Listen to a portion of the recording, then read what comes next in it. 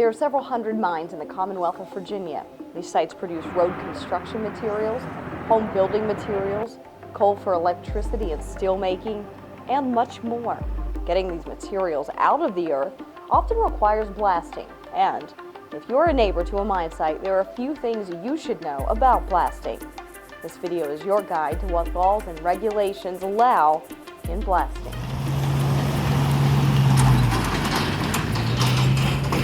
Luckstone Corporation operates a quarry just off of a busy road in Charlottesville. Blasters here consider their location when planning every blast. We want to be seen as good neighbors and good community members, and we will do what it takes on our end to make sure that we're putting the right amount of energy and time and effort into these shots to make sure that it's a balancing act. We want to get what we want out of it, but we also want our neighbors to be okay with what they're seeing from our shot.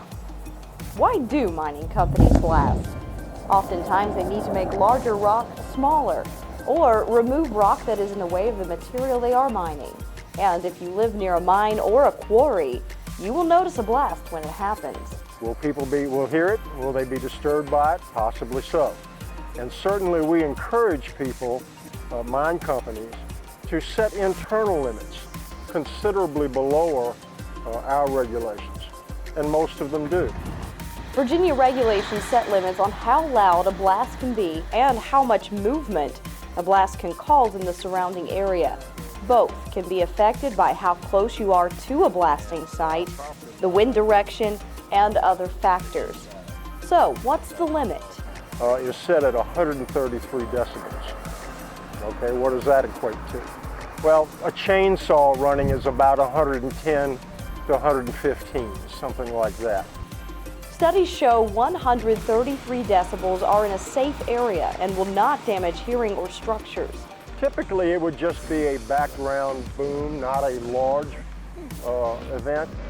A lot of preparation and science goes into each blast to prevent large sound or vibrations caused by air overpressure.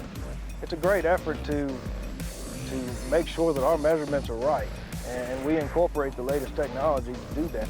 The idea is to keep the material that is being blasted compact in a very nice, neat pile. We want a balance right there. We want to break it up as small as we can and not have it throw too awful far. Something very seriously goes wrong for rock to leave the confines of the quarry.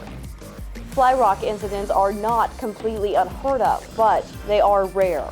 And if a blast causes a fly rock, the Virginia Department of Mines, Minerals, and Energy takes action. When we get a fly rock incident, we will close blasting at that site until we are satisfied that we know what the cause was and that steps have been taken to ensure that it won't happen again. Vibrations from blasts are also regulated. If proper procedures are being followed, and if they're staying well within our limits and within limits that they typically, again, set for themselves, you might feel a slight vibration. There might be a loose dish in a cabinet that might rattle.